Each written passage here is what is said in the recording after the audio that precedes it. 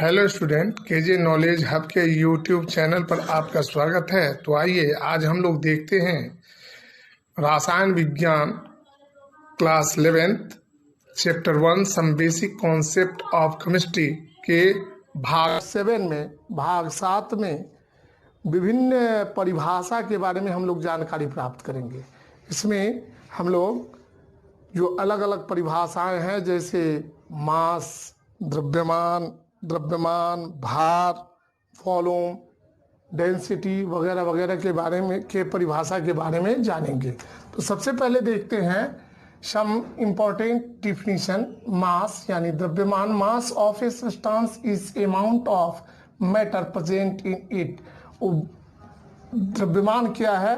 तो किसी पदार्थ में उपस्थित उसकी मात्रा है, amount of matter. It is constant, यह नियत होता है। The mass of a substance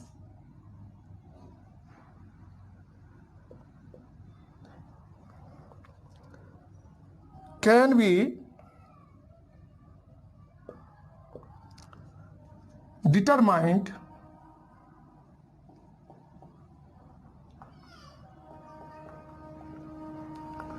very accurately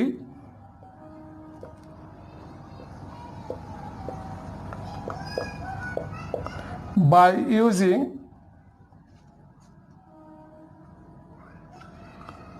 an analytical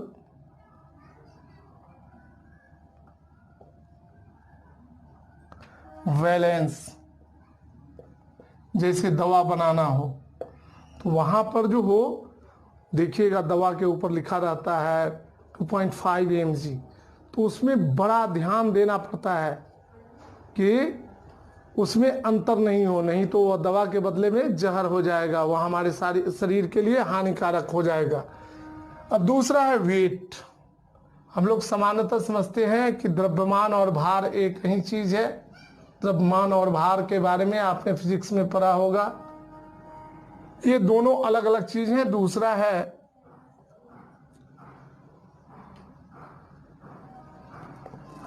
wait यानी भार।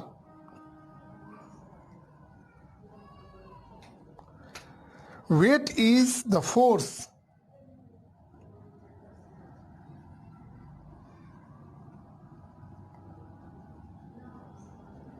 Weight is the force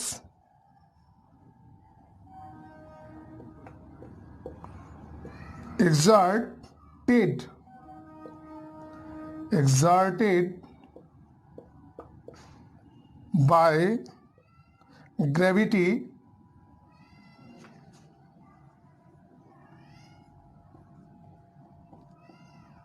on an object। आप जानते हैं कि सभी पदार्थ को पृथ्वी एक चुंबक के भांति सभी पदार्थों को अपनी ओर खींचती है। इस बल को गुरुत्वाकर्षण बल कहा जाता है। इससे जो वस्तु पर जो गुरुत्व बल है जो कार्य करता है उसको हम लोग भार कहते हैं। Weight is the force exert by gravity on an object. किसी पदार्थ पर लगने वाले गुरुत्व बल को भार कहा जाता है। Weight may vary from one place to another। भार जो है अलग अलग, जैसे ध्रुव पर अलग होगा और विषुवत रेखा पर अलग होगा। वेट में vary from one place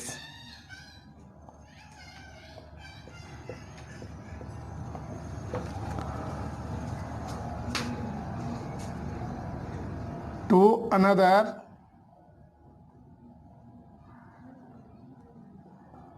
due to the change of gravity। गुरुत्वाकर्षण बल के बदलने, गुरुत्व बल के बदलने के कारण जो है इसका अलग अलग जगह पर भार जो है, एक ही पदार्थ का भार अलग अलग जगह पर अलग होगा। जैसे चंद्रमा पर अगर किसी वस्तु का पृथ्वी पर भार जो है वह 1 किलोग्राम है, तो चंद्रमा पर इसका 1/6 भाग होगा, due to the change of gravity.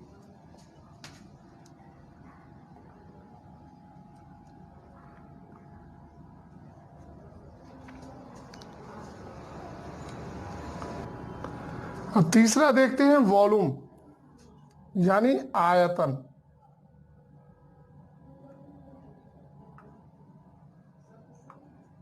आयतन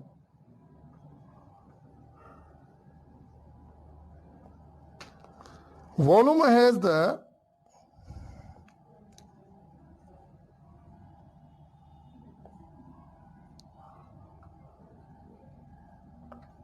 unit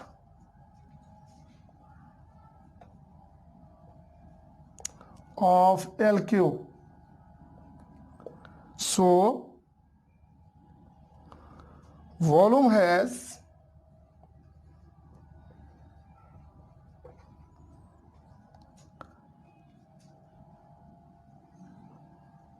unit of MQ CMQ यानी सेंटीमीटर का क्यूब, मीटर का क्यूब और डेकामीटर का cube. Volume is the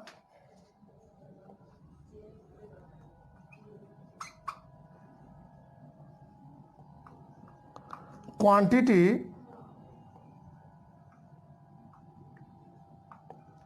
of 3D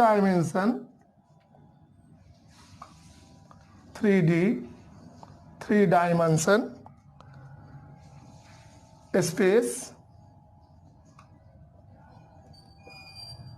enclosed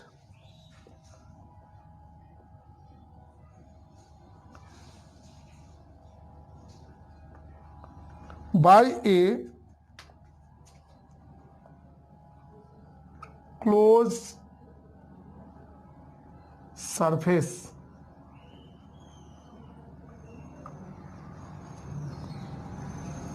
SI unit of volume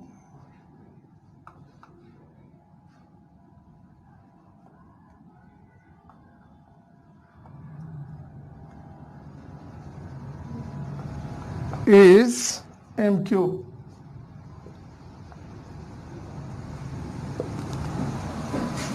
इसलिए वॉल्यूम इक्वल क्या होता है?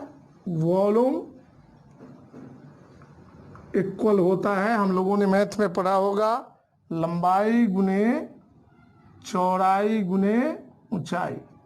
इसको आयतन कहते हैं। किसी भी वस्तु का अगर आयतन निकालना है तो हम उसके लंबाई में चौड़ाई और उसकी ऊंचाई से गुना करते हैं। जो हमें आता है मल्टीपल के बाद जो प्रोडक्ट आता है वही वॉल्यूम कहलाता है।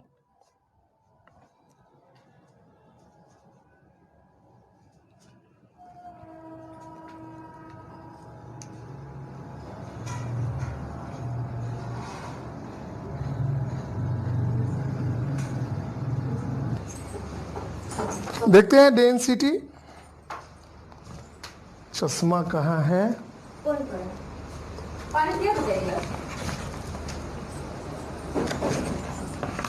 Density of a substance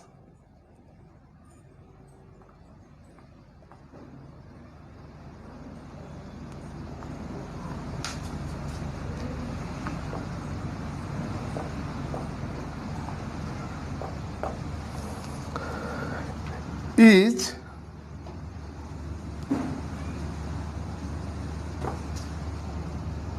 its amount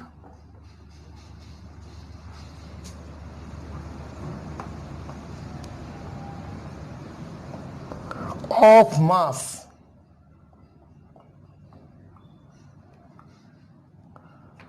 per unit volume.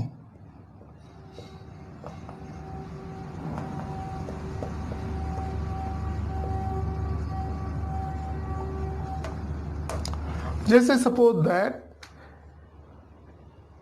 हम लोग जिस क्लास में पढ़ रहे हैं उस क्लास में आज जो है 10 लड़के 10 बच्चे आए हुए हैं या लड़कियां आई हुई हैं, और जो नंबर ऑफ बेंच है वो 20 है, तो एक एक बच्चे 10 बेंच पर बैठेंगे।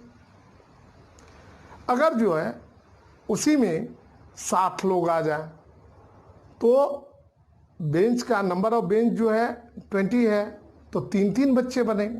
तो वह क्लास जो है 10 की अपेक्षा 60 में ज़्यादा घना होगा, उसमें घनत्व जो है क्लास का घनत्व बढ़ जाएगा। ऐसा यूनिट ऑफ डेंसिटी जो है किसी पदार्थ का वह मात्रा है जो उसके आयतन प्रति इकाई आयतन में उसका द्रव्यमान होता है, इकाई आयतन में। एसआई यूनिट डेंसिटी का होता है केजी पर मीटर क्यूब या केजी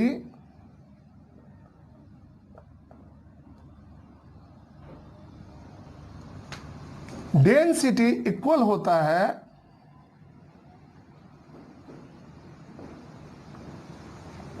घनत्व बराबर द्रव्यमान बटे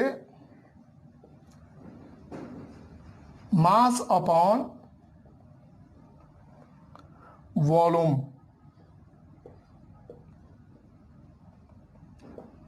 यानी द्रव्यमान बटे आयतन बराबर घनत्व। अब देखते हैं टेम्परेचर यानी तापमान।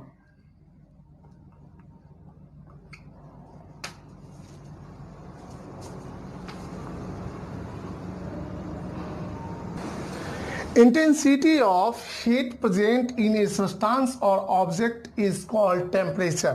तापमान क्या है? उष्मा की कोटि है, ठीक है, जो किसी पदार्थ में उपस्थित होता है। कोई पदार्थ कितना गर्म है या कितना ठंडा है, तो अगर हम किसी पदार्थ से उष्मा को निकालना शुरू करें तो ठंडा होगा, और अगर उसको उष्मा देना शुरू करें तो गर्म होगा। तो यानी उष्मा की कोटि को तापमान कहते हैं। There are 3 common scales. There are 3 common scales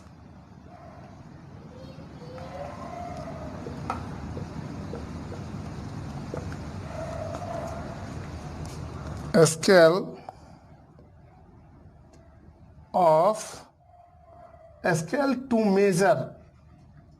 to measure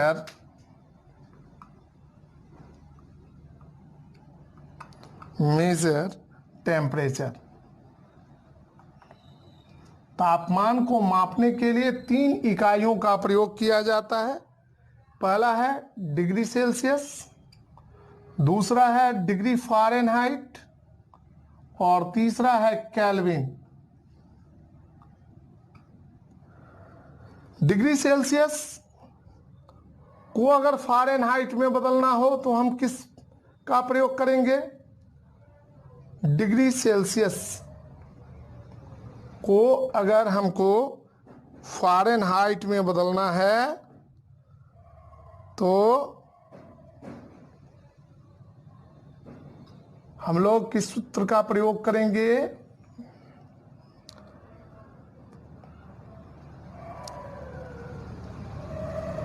C degree C equal होगा फ़ारेनहाइट -32, चूँकि इसका निम्नतम बिंदु जो होता है 32 डिग्री एफ होता है और उच्चतम बिंदु 212 डिग्री एफ होता है। सेल्सियस में निम्नतम बिंदु 0 डिग्री सी और उच्चतम बिंदु 100 डिग्री सी, मतलब 0 डिग्री सी पर बर्फ जो है पिघलना शुरू करता है, 100 डिग्री सी पर पानी जो है द्रव रूप से गैसीय रूप में परिवर्तित होने लगता है। ठीक उसी प्रकार 32 डिग्री सेल्सियस तापमान पर बर्फ जो है पिघलना शुरू करता है और 32 डिग्री फ़ारेनहाइट पर बर्फ पिघलना शुरू करता है और 212 डिग्री फ़ारेनहाइट पर वह द्रव अवस्था से गैसीय अवस्था में परिणत होने लगता है। केल्विन में यह जो होता है 273.15 केल्विन, यह जो होता है बर्फ का द्रवणांक होता है, जबकि 373.15 केल्विन यह जल का क्वथनांक होता है। तो डिग्री सेल्सियस को अगर फ़ारेनहाइट हमको में कन्वर्ट करना है तो F-32 गुने 9/5 इस सूत्र का प्रयोग करेंगे। अगर फ़ारेनहाइट में बदलना है, फ़ारेनहाइट, तो ये हो जाएगा C × 9/5 + 32। और अगर केल्विन में बदलना है, केल्विन, तो ये हो जाएगा K बराबर डिग्री सी प्लस 273.15 जोड़ देंगे, ये केल्विन में बदल जाएगा। ठीक है।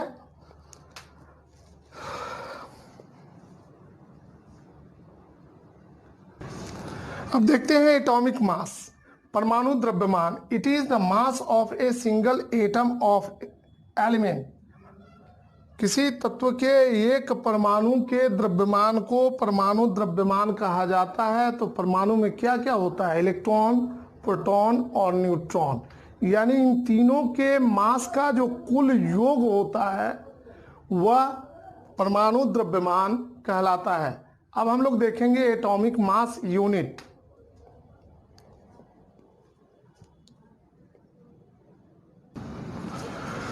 The atomic mass of an element is a number that indicates how many times the mass of its atom is more than the 12th part of the mass of the carbon 12 atom।